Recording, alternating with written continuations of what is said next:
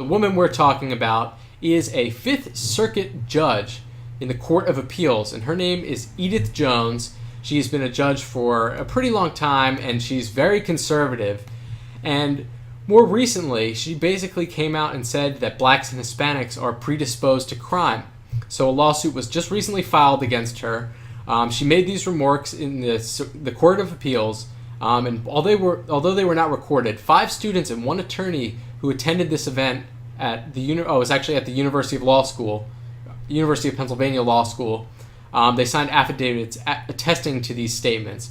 So she said, quote, "Racial groups like African Americans and Hispanics are predisposed to crime and are prone to commit acts of violence, and they are more likely than other ethnicities to be involved in heinous acts." She also said that the death penalty provides a public service by allowing an inmate to make peace with God.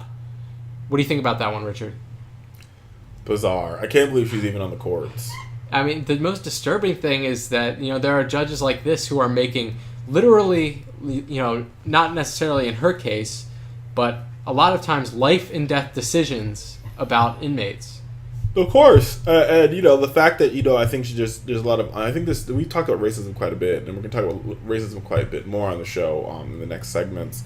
But, it sort of I think it just speaks to the fact that conservatives have a unique underlying racial problem that they can't seem to get over when it comes to brown people and black people.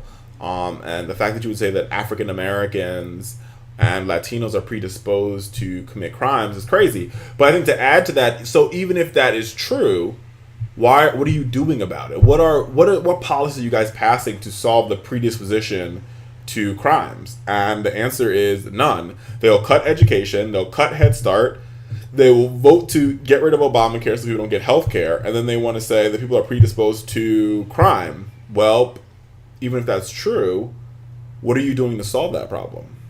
Yeah, absolutely. I mean, I think that they're really only interested in blaming other people for the problems in our society and not doing anything about it to fix it. This woman also said that Mexicans would prefer to be on death row in the United States than serving in prison in another country. That's disturbing. Very disturbing.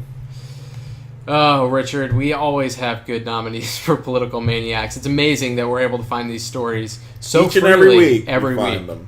Because Maniacs will continue. Maniacs are what maniacs do.